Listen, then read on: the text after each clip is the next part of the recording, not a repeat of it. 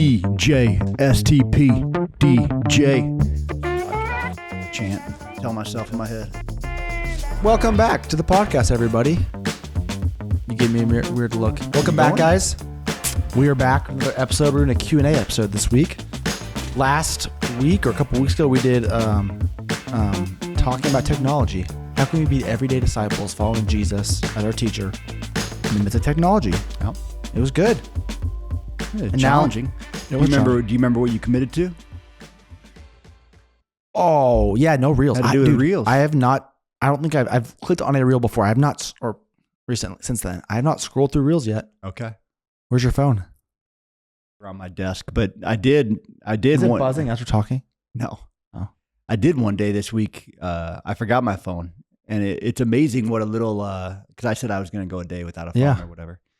So I didn't have it for a number of hours, and it is amazing. It's like I was having my wife. I was like, Janae, text this person. Let everyone know I don't have my phone. And that never would have happened. The fact that we need to notify people that we're not 100% available to them, I think is a pretty good testament. Did you have a laptop still? I had nothing. No. So that's risky. I was on a date. I actually just had to sit and pay attention to your wife. What was happening in the moment with my wife. Yeah, we had dinner together. Where'd you guys go? Wait, was it Friday night? Yeah. Yeah, you were with my kids. Oh yeah, Janae texted me and said Ryan left his phone back. Yeah. House burned down, but Ryan didn't know. So this past weekend, we're not going to do this all the time, but we did say the series we're in kind of sets up well for this question because we're trying to have more practical matters kind of be on the forefront or whatever, kind of top of mind when we're going through this series. So this last week, Brian talked about busyness, and you had someone that asked you a question, my buddy, pretty immediately. So why don't we dive into that question? Yeah, shout out Cooper. What do you say? What do you say, Marshall? I'll let you know what Cooper said. He said, how can I, as a Christ-loving supervisor/manager, adhere to these principles in my workplace when everything surrounding me is still based on a compete and compare performance-based system? So the question was, these standards. Yeah. For those who didn't hear Brian's sermon, what is Cooper how would alluding? You summarize it? Because I thought the same thing when I heard the question. How would you summarize the standards? Because I don't know that there necessarily were standards that were set. There was an overall theme or message. Yeah. I felt like Brian was saying we want to be busy because it makes us feel important, to give us some identity, and to not operate out of that. So we can still work hard and grind, but it's not out of a need to feel like we're important or to give us some credibility to our identity because of who we are in Christ. Yeah, the other thing he said that I thought was really insightful is that both busyness, but then also like laziness or sloth, right? That's the old school word for it. Both of them are coming from the same place. So trying to impress people, but it's those who have given up on impressing people or realized it's just not going to work. Like no matter what I do, it doesn't happen. So then they're just like, forget about it. I'm not even gonna try to impress anybody. I'm not gonna do anything with my life because it doesn't work. When clearly the motivation, if that's where they end up, is not doing productive work and bearing God's image as like creators and people who have responsibility, but it's more about gaining notoriety or gaining the attention of others. Significance. Yeah. Significance was a word he used a lot. Yeah. So then the question is, so that was the general outline. Yeah. Now with that in mind, the question is, what do we do if we're in an environment that is set up in direct opposition to that, right? So you're in a world where they're like, you have to do this in order to get ahead. Yeah. That's a question. Yeah, your job is to have your employees perform. So you're encouraging performance. Like, and how do you... Yeah. Read the question one more time, Marshall. How can I, as a Christ-loving supervisor/manager, adhere to these principles in my workplace when... Stop. Okay. Adhere to these principles. So this principle of not filling our life with busyness in order to get significance. Okay. Yeah. All right. So adhere to these principles. Mm-hmm. In my workplace, when everything surrounding me is still based on a compete and compare performance-based system. When everything around me is based on a compete and compare performance-based system. Mm-hmm. Like the world of sales, right? You were in sales for a little bit, I was a horrible salesman. but you were in sales. Yeah. Did you ever make a A sale? hot minute. I mean, when I was a manager of a personal training studio, yeah, I made sales. When I did my 1 month job in Chicago, yeah. I didn't make a single sale. So you can't answer this question. Good thing I didn't. It was like, yeah. That's really hard because the answer to that question could have very big implications. Mm-hmm. I think my first thought, and I want to hear your thoughts, but my first thought is, you can be competitive without finding your significance in winning. Mm-hmm. Anyone who competes in anything and who is a believer has to wrestle with that. Mm-hmm. How do I train my hardest in order to win the race, but also not do it in order to squash others Mm-hmm. or in order to prove I'm more significant than others? It seems like that's the challenge. Mm-hmm. Even when Jesus, when we talk about being in the world but not of the world, you can operate within the world system without being of the world system, right? So that's a challenge. That's hard, but you can do it. So you think about an Olympic athlete, they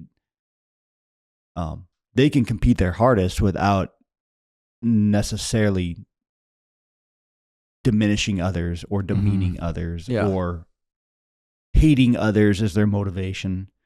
So it seems like even in the sales world, if I have to make quota or whatever, there is a way to just be motivated by a desire to do my best and even compete against myself a little bit. I want to do better than last month. I want to challenge myself to have a better day today than I did yesterday. And I don't think accomplishing stuff is contrary to the gospel or contrary even to what Brian talked about. I think the question is just what's going on at the level of the heart. And maybe as a manager, I need to ask myself the question, am I motivating people?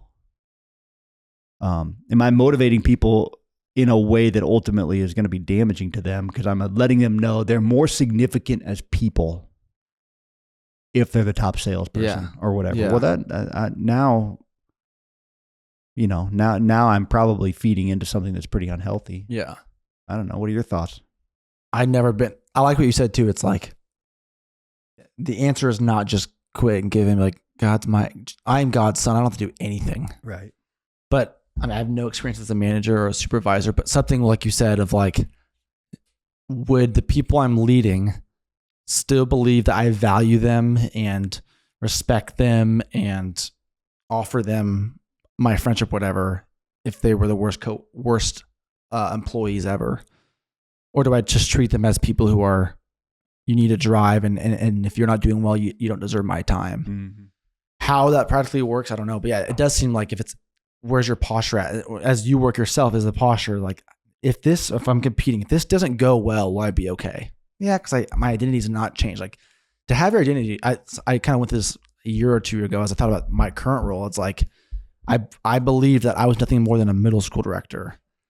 So therefore, if I get challenged or a parent is upset with me or if I fail a program or if I'm teaching bombs, it's soul crushing because the very essence of who I am is just gone. Mm-hmm. So it's not an easy thing to do, but yet it's pretty profound once you kind of dive in, like, who actually am I? So if I don't make the money, if I don't make the sales, if my whatever, like, is my identity hit? And I think my value, my significance. Yeah. I think it's important to note and really just emphasize, Brian and the message wasn't that being busy in and of itself is bad. Right. You can have a very full schedule and walk through that schedule without it being a driver of your significance. And the other thing that he didn't talk about as much, but sometimes when we get busy, we start to hurry in everything we do. Mm-hmm. And hurry is a little bit of it's driven by worry and fear.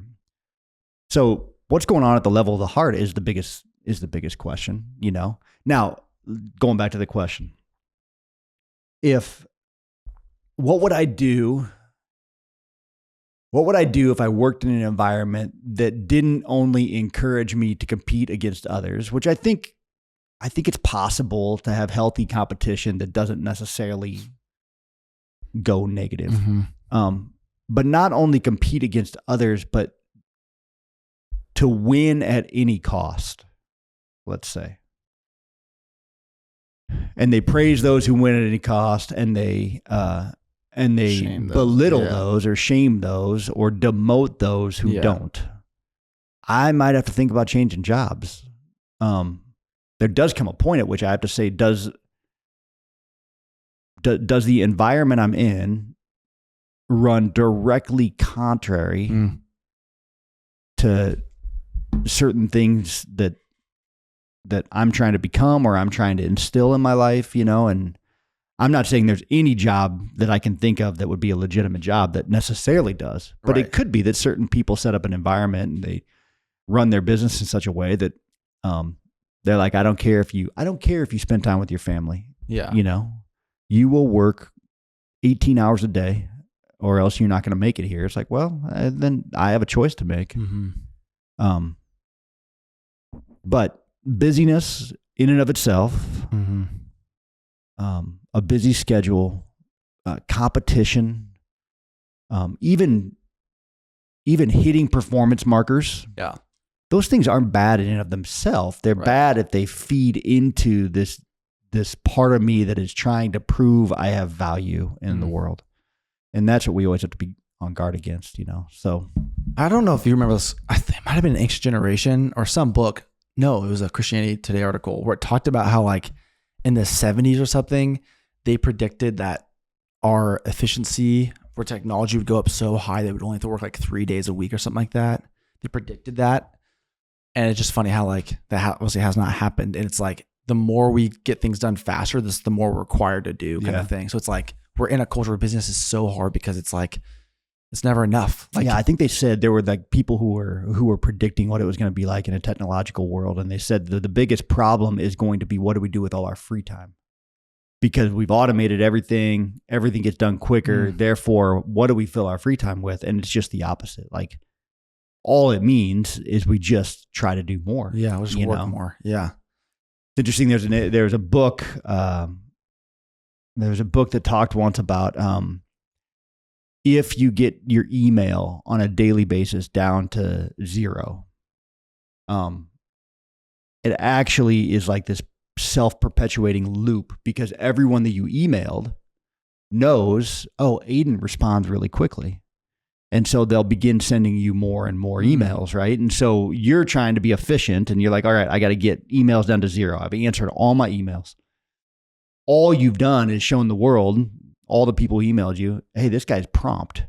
And then they send you more things. It ends up just becoming this thing that ultimately creates more work for yourself, you know? So read the first one in your list, I think. The first one in the whole list? Yeah. Of listener questions? Yeah. Okay. Don't just sit there seems to imply action. I've heard people use the saying, God can't steer a parked car to imply that we must first do something in order to be used by God. I believe sometimes what I struggle with most is the patience to wait on God's timing. Can you talk about how to determine when God wants us to wait on his timing and when he may want us to take action?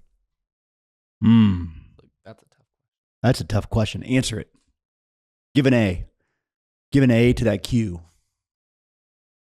How to discern if God is saying move or wait? How to discern God's will? Yeah, it's super easy. Yeah. I don't know. So here's what someone told me once. And I like this advice and you might hate it. Someone told me, love God and do what you want. Okay.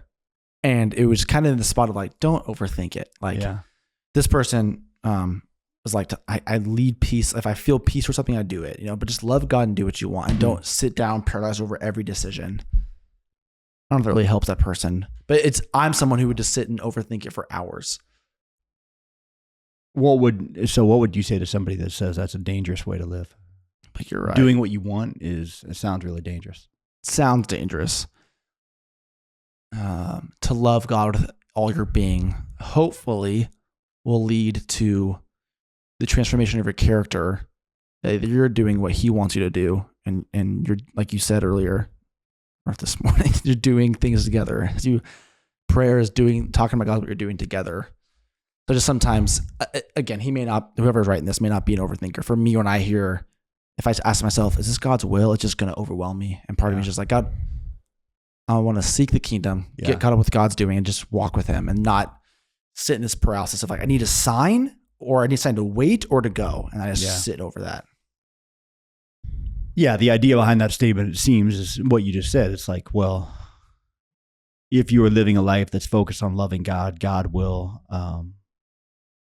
work in you and work in your heart such that the things that you want are aligned with what He wants, right? So that's the idea. Yeah, it's a hard question, because I do think there are probably degrees of difficulty with things in life. Like, there's an elderly person that needs some help carrying their groceries in.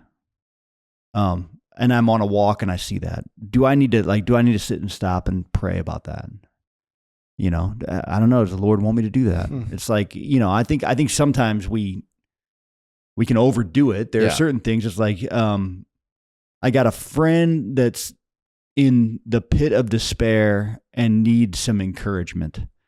Do I need to really pray, seek the Lord's will about whether or not I should encourage them or not? I'm like, no. There are certain things that God makes abundantly clear in His Word that is just supposed to be the way we operate in life, But then you get, do I take this job or that job?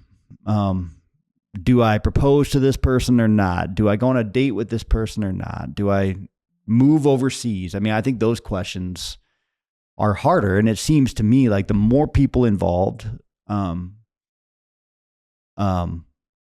the more abstract probably, or like less concrete the decision is in terms of, does Scripture address it? Mm-hmm. Probably the more humility I need to have, and the more I need to slow down a little bit and say, it'd probably be good to wait. It'd be good to ask God to make things clear. It'd be good to seek counsel. So there are things that I think, even the impact, you think about the impact this decision is going to have. It's going to affect a lot of people.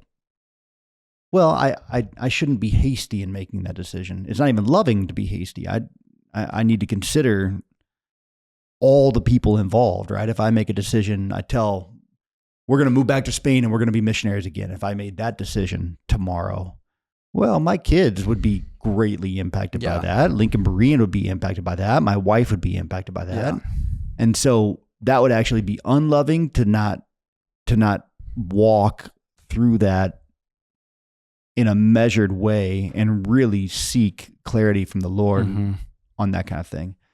But it seems sometimes like there's a lot of things that we act like we need to seek clarity about, and actually it's just a good thing. God makes it abundantly clear it's a good thing. It's a good thing to encourage someone else or whatever,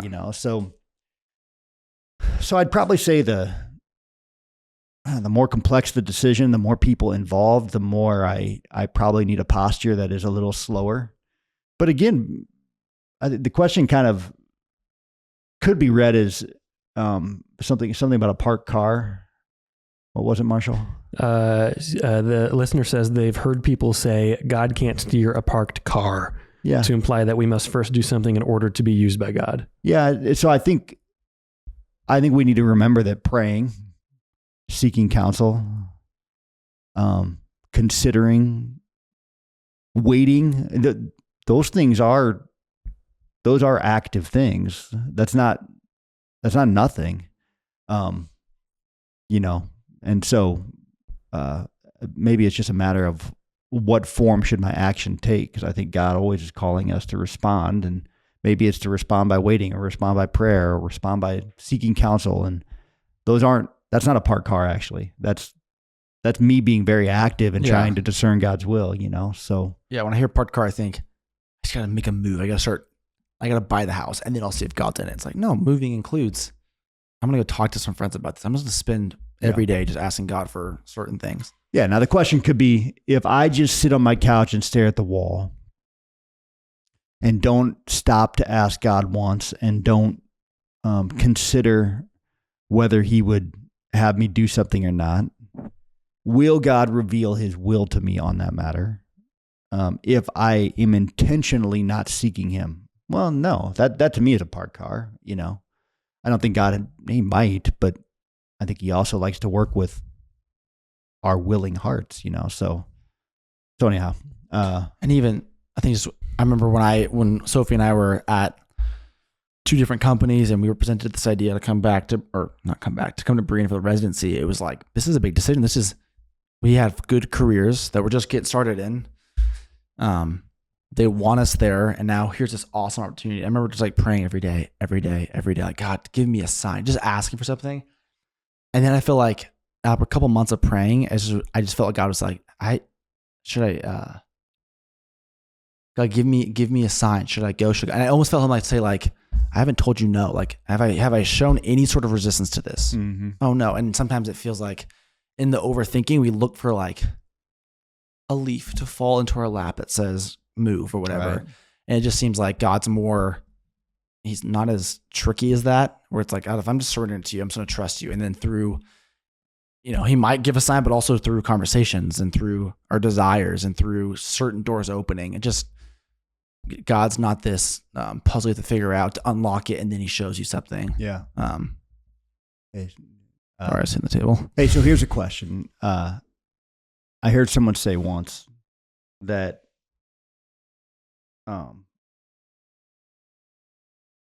there's nothing wrong with signs from the Lord, but actually needing a dramatic sign from the Lord might suggest a lack of practice or a lack of listening on my part. And so this person said, if you need a big sign, it might be a signal of some immaturity in your relationship with the Lord. So his point was, God's preferred mechanism is to just lay an impression on someone's thoughts or on someone's heart, we might say, rather than huge flashing lights and all those kind of things. Mm-hmm. And when we do huge flashing lights, sometimes it might be because we're unwilling to listen to, let's say, his still small voice or something like that. Going back to I don't know if it'll make the cut because we were a little distracted this morning when we recorded earlier, but this morning you brought up my son's reading, and it got to Balaam and the donkey, right?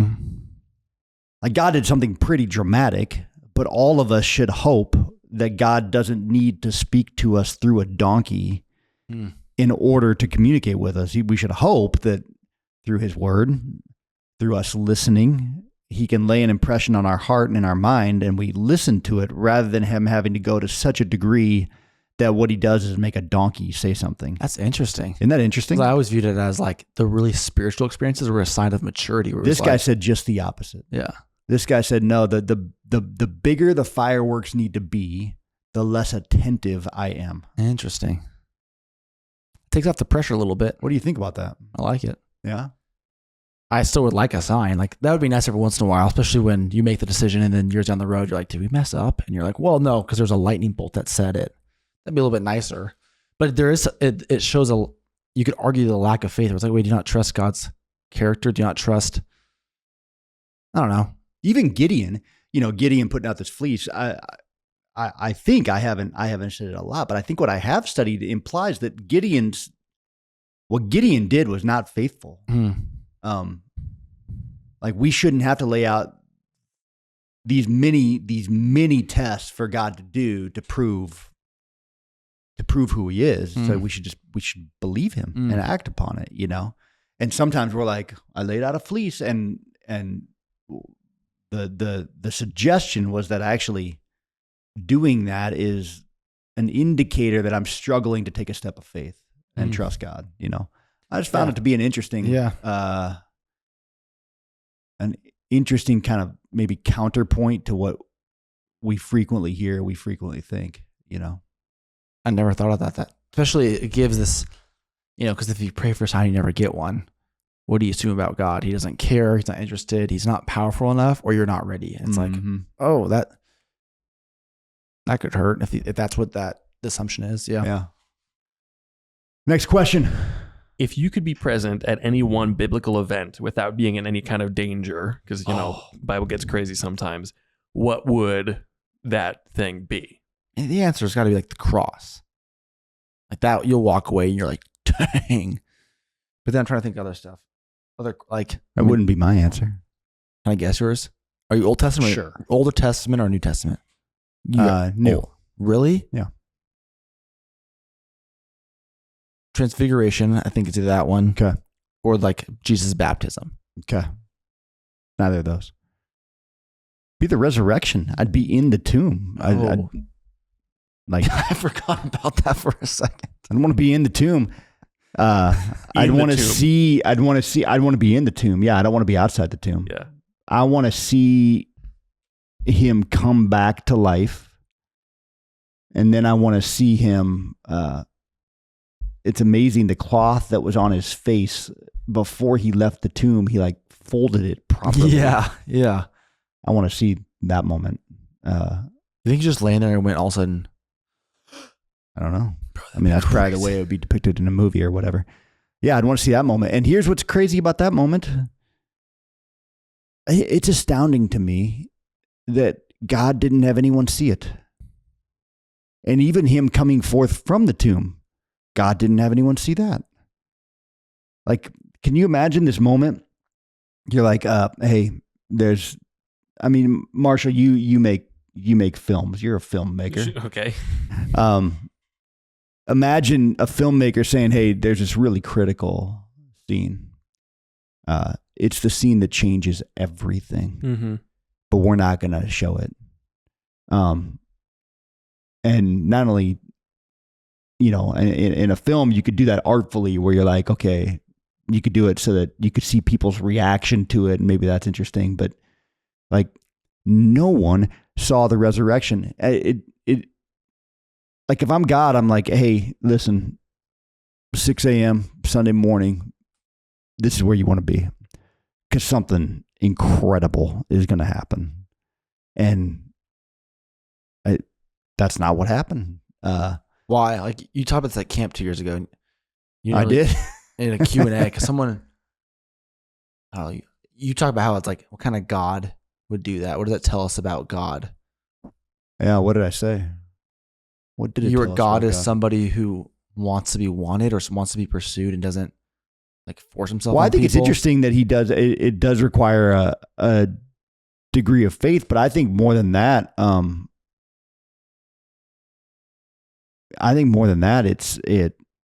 it's astounding that he doesn't like overwhelm. He doesn't overwhelm people. I also just think it says something amazing because I think that was a moment. I like to think about that moment as being a moment for the Father, the Son, and the Spirit. Like an intimate kind of. Yeah, to enjoy together. I mean, I don't know. We don't know the reason really, but it is just amazing. I mean, I just think it's so different. I had a friend that told me once that he's like, hey, I think I could have, he's a marketer. He's like, I could have marketed Jesus better. And the answer is like, yeah, probably.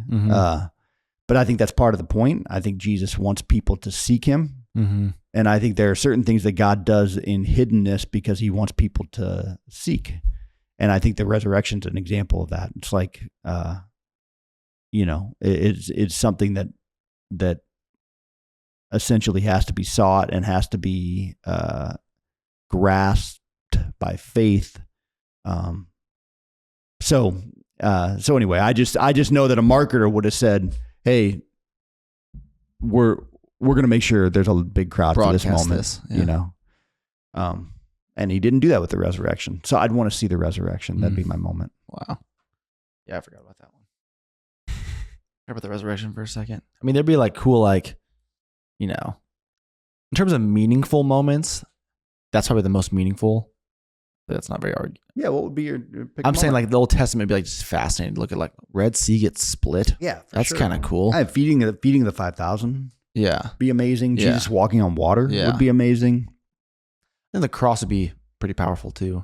Because I think I heard someone, I don't know if it's true or not, but they were referencing the Mel Gibson Passion of the Christ, and it was like Jesus would have loved that instead of what he went through. Like it was that was a walk in the park compared to what actually Jesus went through. And you watch a movie, you're like, really? And I don't know if that guy's right or not, but just to show. Yeah. I think maybe some of the more intimate moments that we don't get to see. When like some of the teaching that he would do with the disciples, you know, I'm curious. Like, I think one of the things that's interesting in the Passion of the Christ is showing some of Jesus's more,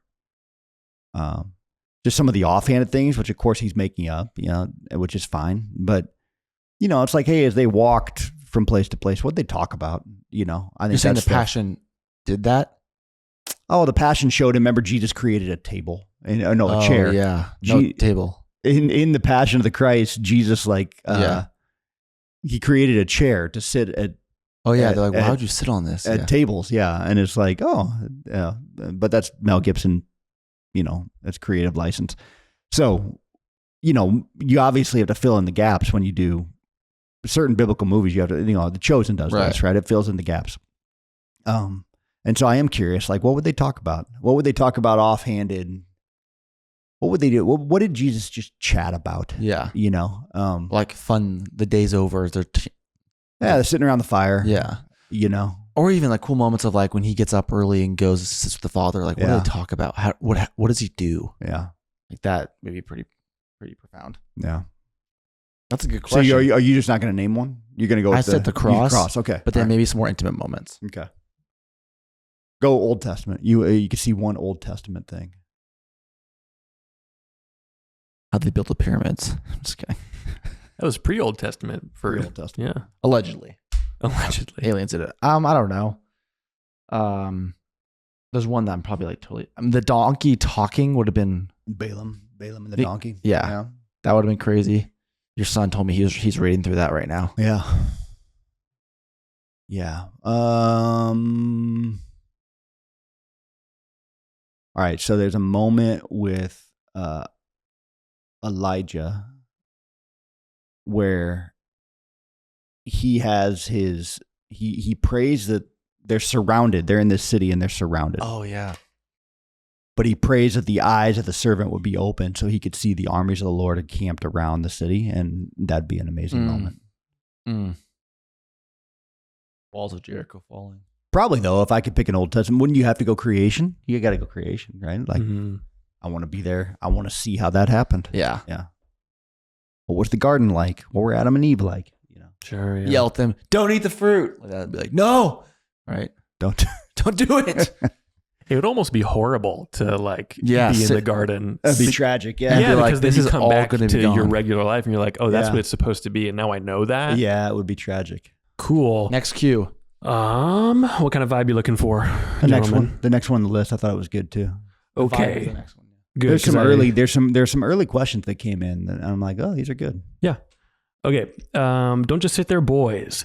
Thank you for the challenge to actually sit and honestly check my view of God. You're the boys. It's okay. It took some time for me to write, but the result was I praised my God and his grace. Ryan, you said your faith in middle school didn't explain how you were supposed to live on any given day. How did you get to the point of realizing that, and what did you do about it? And then the question secondarily for Aiden there was, do you have any examples of time that you've had to rethink your view of God? Who wrote that? Don't tell me. We don't know. I don't know. I mean, if I look back at the emails, usually there's a name somewhere, but that was a while ago. Wow. So I'm not sure. Yeah. Okay. How?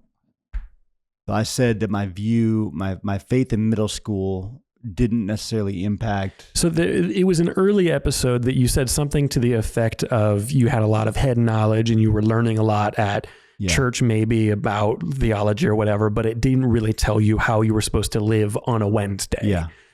So like you had all this head knowledge, but it wasn't giving you a practical idea of like, what is he? Right. Like, well, I know that Jesus was dead for 3 days, all this different, but what is that? Right. What do I do today? I think what I was, I think if I could rephrase what I think I was thinking was,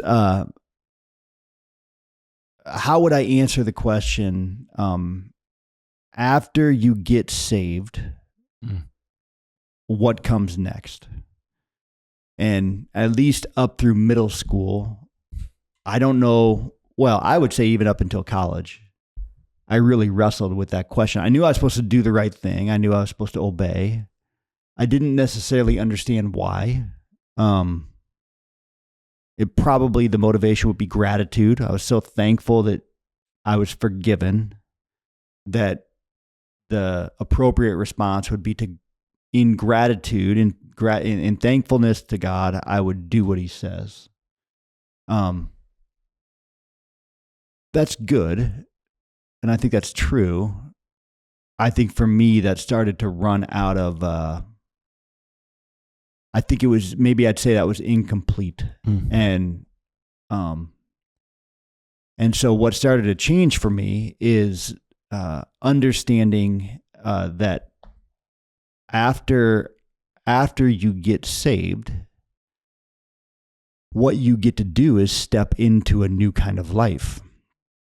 So even when Paul says, if anyone's in Christ, they're a new creation. So what's new creation life look like? Or that we were dead in our trespasses and sins, but we've been made alive. So what's it look like to live now as a made alive person? And the shift for me had to go from, I need to obey and I should obey because I'm thankful. And it became, I get to obey because I've been ushered into a new kind of life. That was a shift for me that was important. And that changes the way Wednesday feels. It's not just hold on tight and try to obey. It's learn more about who God is, how good he is, how all his ways are good, how everything that flows from him is good, how everything he commands is good. All of it leads to life. And learn from him, empowered by his Spirit, how to walk in his ways because his ways lead to life. So it was just a difference in terms of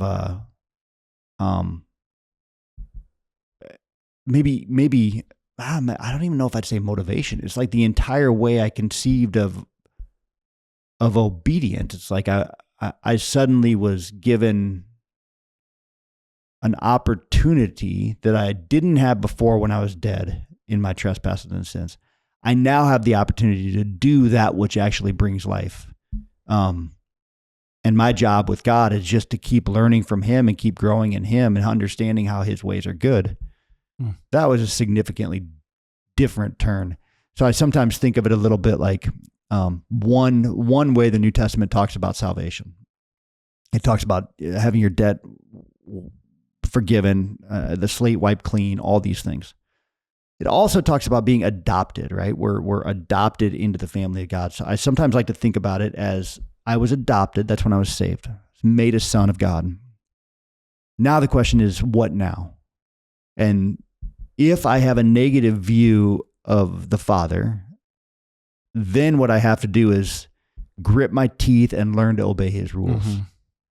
If I learn that life in the Father's house is life as it's meant to be, now I still have these parts of me that are misformed and are disobedient, but the opportunity I have now is to learn to live in the environment of that house. I get to learn how to live in the Father's house, and he's graciously going to help me do that.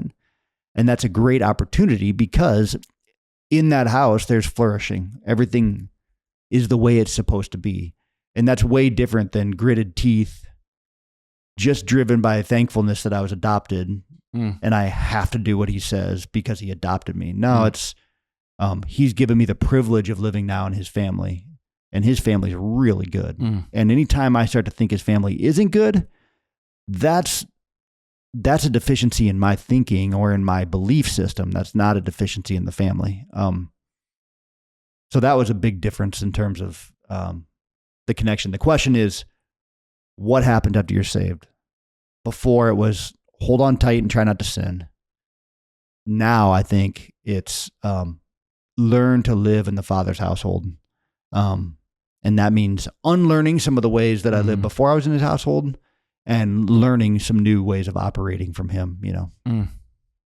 The question they asked you is there a time when your view of God significantly shifted?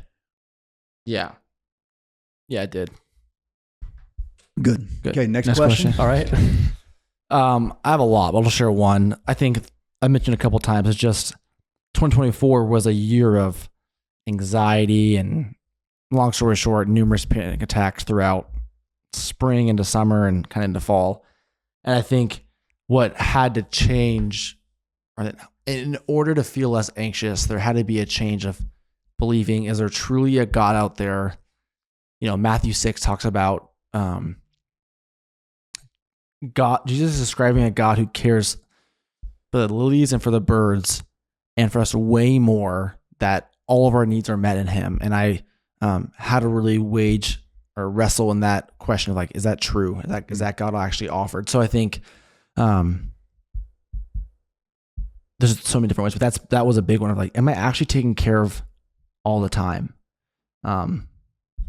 Even wrestled with like, okay, Jesus says, look at the ravens or the birds. I've seen dead birds before, so what do I make of those birds, kind of thing? But even just really wrestling with, are all my needs met? Or is my identity need to be validated met? Or is my food met? Like, we are in our second year of seminary, so school was super stressful. Money was fairly tight. Just certain things that the feeling of control I thought I had was dwindling. All things I looked for control were falling apart.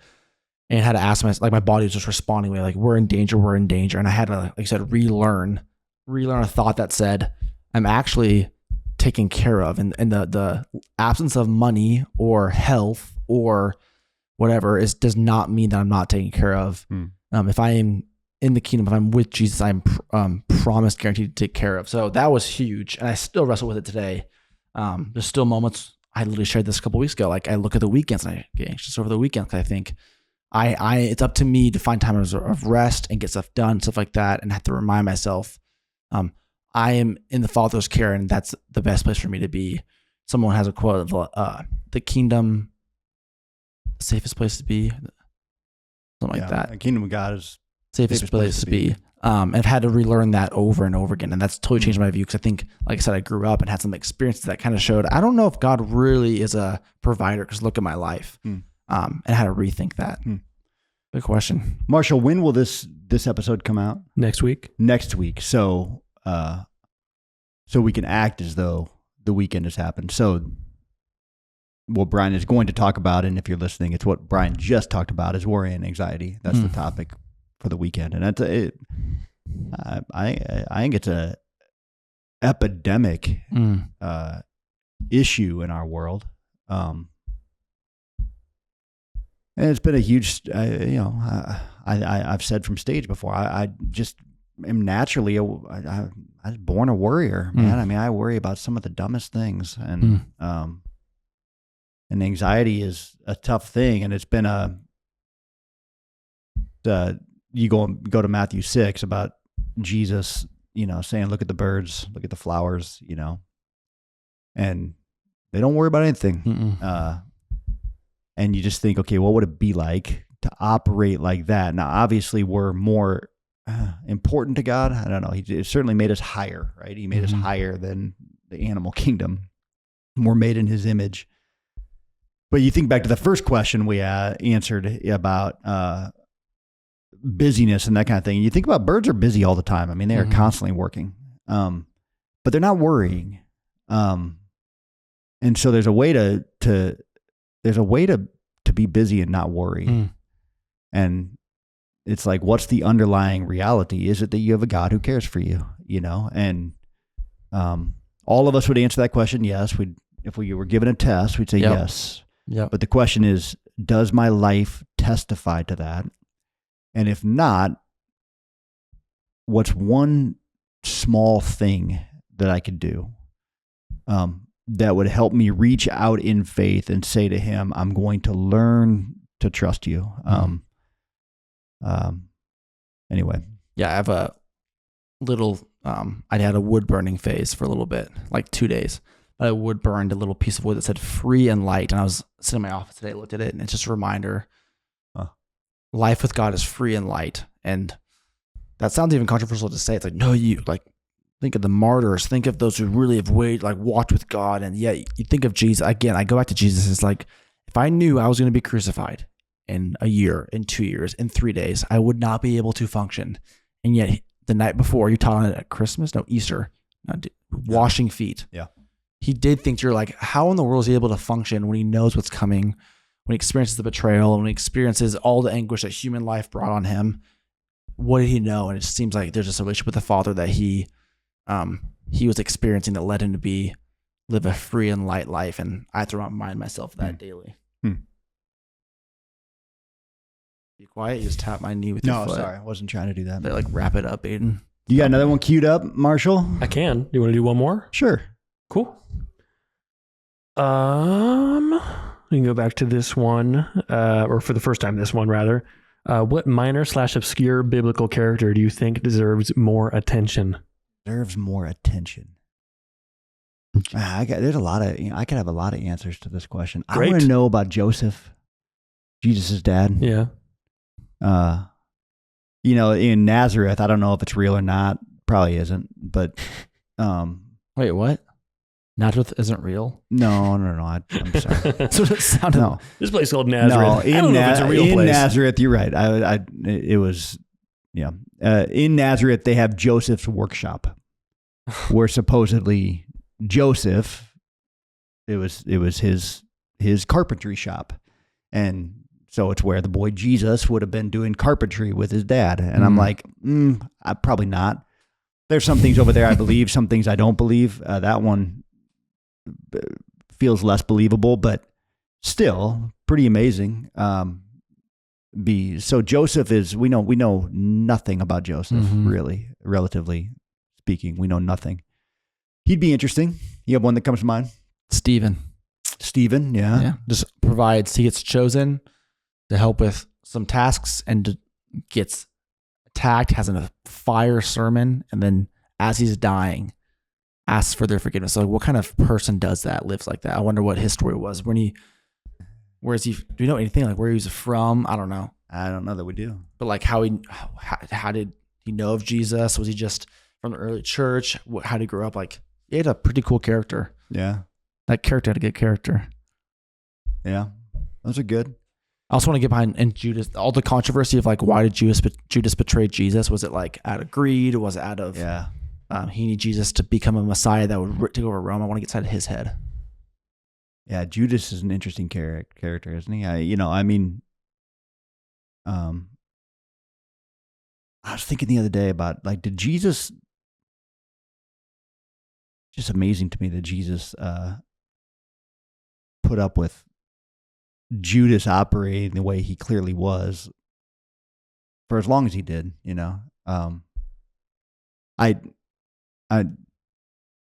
amazing. Sometimes we don't remember how Jesus was running a pretty big operation, and big enough that he had to have a treasurer, Judas was the treasurer, and Judas was stealing money from the ministry. It's just very interesting. How do you know that? How do we know? He was stealing during the ministry. It says, I can't remember where it says, you're quizzing me, but at one point in one of the Gospels, maybe Luke, it speaks of it and it says, as was his custom. So Judas was apparently, with a fair degree of regularity, was skimming off the top. Really? Yeah. All right, give us another one. Oh, I was just looking up this Judas stuff. You looking it up? Yeah. You find it?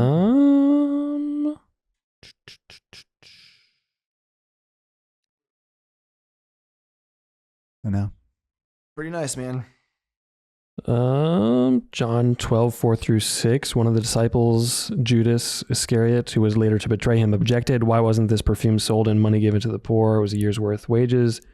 He did not say this because he cared about the poor, but because he was a thief. As a keeper of the money bag, he used to help himself to what was put into it. Boom. John. Yeah, that's interesting. I didn't know that. Smirk? Like that doesn't tell you what I said? No, you were wrong because you said Luke. You're right. I didn't have the right gospel. You're like, dude, look, I guess. Wait, I had 4 options and I got it almost right. Embarrassing. Never listen to this guy. Apologize. Okay. You want one more? Yeah. Okay. Keep going. I feel like we're in a groove now. Okay. No problem. Are we going to acknowledge the elf in the room? We recorded this morning. And you might have some clips of us that might look different. Yeah. It was, You're both kind of far away from your mics right now. I just felt like it was a hot mess this morning. I thought we need to go again. We'll do it live. Yeah, we came in early this morning because there were some things happening during the time we would regularly be recording. Yeah. So we were here at like 8 a.m. Yeah, which everyone 9 listening is going to be like, that's not early. Okay. Yeah. Well, That's we're not 8 usually a.m. doing It's this not at early. like 10 o'clock. Earlier than what we normally do. Yeah, so it was very early for us. Yeah.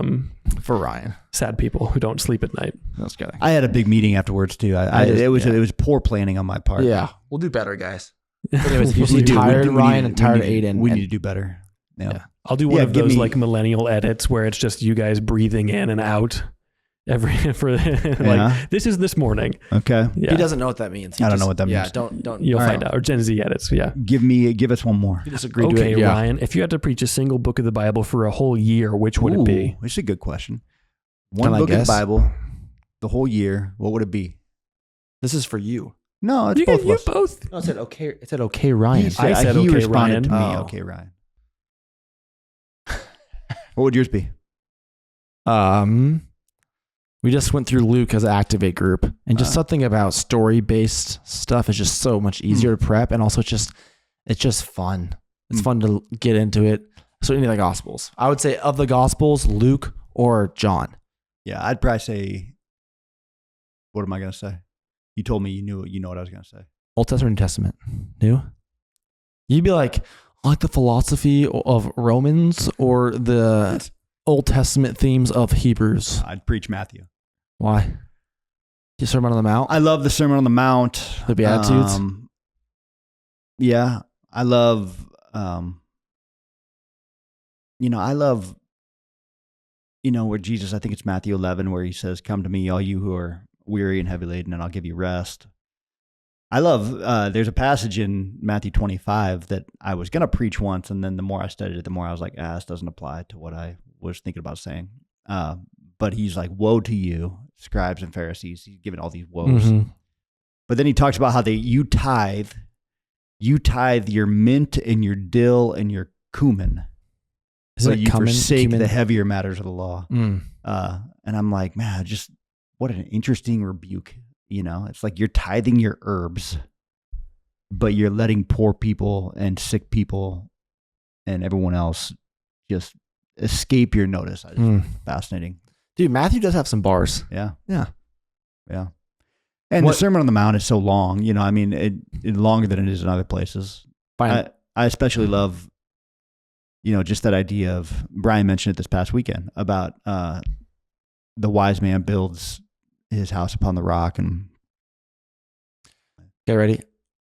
Paul letters. Okay, on through, we're going to say what we say. For if you had to preach out of one of the Pauline letters. I have to preach one Pauline letter. Don't say it. We're going to try to say it at the same time. So like, I'll go one, you'll say it. All right. Ready? Say it after you say one. So you're going to go Like 3, 2, 1, and then we say it. 3, 2, don't do it now. No, I'll say it at the exact same time. Okay. Ready? All right. Ready? Yep. 3, 2, 1. Colossians. 1 Corinthians. Yeah. It's a good game. Good game, Aiden. It's really fun. He reacted like it was a competition Yeah. somehow. Yeah. Like you need to say the same thing. 1 Corinthians would be good, though. It'd be kind of cool. I thought, yeah, come on, Colossians, dude. I love Colossians. Was it our vision statement or something? No, I love Colossians 3, 1 to 17. So like 16 verses out of it, and then you want to preach the whole book. Well, it's only 4 chapters. Yeah. All right, give us one more. Okay. You keep saying one more. Let's go one more. That's okay. I'm like you with reels right now. I'm addicted. I'm addicted to 5 more. questions. I'm addicted to cues. Yeah. Give me the cues. Here's a maybe fast one. What do you think is the funniest book of the Bible? Funniest book of the Bible. I think there are little moments of humor. I don't know if there's a book that's really that humorous. I mean, Jesus is pretty funny. There's a point, you were referring to him talking about the birds earlier, but there is a point where he asks those who are listening to him, how many birds are you worth? And I think that's clearly intended to be kind of funny. What about when he says, can you grow your height when you worry or something like that? Does it add a cubit to your height? Yeah. I mean, Or hair to your head? yeah, know. how many birds do you think you're worth? That's the question. 250. Sparrow and a cockatoo. That's 2 birds. Yeah, I don't know. Cockatoo's a fancy bird, though. Cockatoo is just fancy. Bro, I'm bird. like a toucan. 250 pigeon. 250 pigeons? Yeah. That's how many you're worth? Yeah, I know my worth. Pigeon is like the control group of birds. This is like the base level bird. Yeah. Each pigeon is 1 unit of Dude, bird. you're losing me for science. Okay. Funny book. There's a part which says when John's like, they're running to the tomb and John outruns him. Yeah. And he goes like, and the first disciple Jesus loved outran the second one. Yeah. Like that's it. And I so love that he includes that. Yeah. I don't think about it for humor. I'm like, It's dude. just a burn that John's like forever. Yeah. Everyone's going to know I'm Peter faster than and you. the disciple that Jesus loved both ran out there. The first one, the one that Jesus loved was there first. Yeah. And that's it. It's like, I would do that. Yeah, that's pretty good. That's good. That's pretty All right. good. Give us an outro. Outro? Yeah. Ron's going to ask for one more question. All right. 3 more. I was going to say one more question. No. One more question. Thanks for joining us. But we need some more questions. So send your questions our way. Don't just sit there, pod@lincolnberean.org. Should you say anything about specifically questions that are helpful when it comes to like practically living out the Yeah, faith? Aiden was talking, he and I were talking this morning, and he said, the questions we really love to answer, and the intent of the pod is how do we take active steps in our faith? How do we practice that which we're learning on the weekends, that kind of thing, learning in our time with the Lord. So yeah, questions specifically, and we tried to address some today, questions specifically that are about like actually living this stuff out. The theological questions are fun, but it's our desire to figure out how do we help all of us take active steps. So don't just sit there, pod@lincolnberean.org, or commenting on YouTube or Spotify. There's also just a tab somewhere on the website, and you can send questions our way. We love getting them. So send them to us. Anything you'd like to say to close us up? Nope. All right. I think that, no, wait, we're still recording. The last 2 podcasts, you've ended it by saying, all right. All right. All right. All right. All right. All right. All right. All right. All right. Yeah. I don't have. You need to have a goodbye We slogan. need a good close. We need a good close. Be good, do good, God bless. Go Buffs. No. Go Bills. That's Josh Allen's MVP of closing. Marshall, do you have anything to add? No, I think just if you have any questions, send them in. And otherwise, thanks for listening to the show. We appreciate it. And That's great. Sure. Next episode will be TBD. Or no, we know when we're releasing it. Topic will be TBD. Hey, are we going to do an episode from camp? that could be fun. That could be interesting. It would probably have to be like a nighttime thing. Yeah. I don't know when. We could figure out what do that the might afternoon. look like. After Yeah. lunch, before all the Free time? Yeah, it could be fun to do Free time live pod. like have teenage guests or something. That could be interesting. I don't know what that would look like, but we can. Why are you acting like I haven't said this before? Yeah. I brought this up Yeah. like 5 times. at camp? Yeah. Yeah. I have not been in those conversations. Well, you don't pay attention. Not to you, Ryan. Okay. Yeah. And once Ryan talks for a while, you're kind of like, all right. All right. We get it. What's happening? Yeah, We get it. right. Yeah. All right. Yeah. It's fine. Well, All right. Thanks for listening. Fine. See you next week. Fine. All right.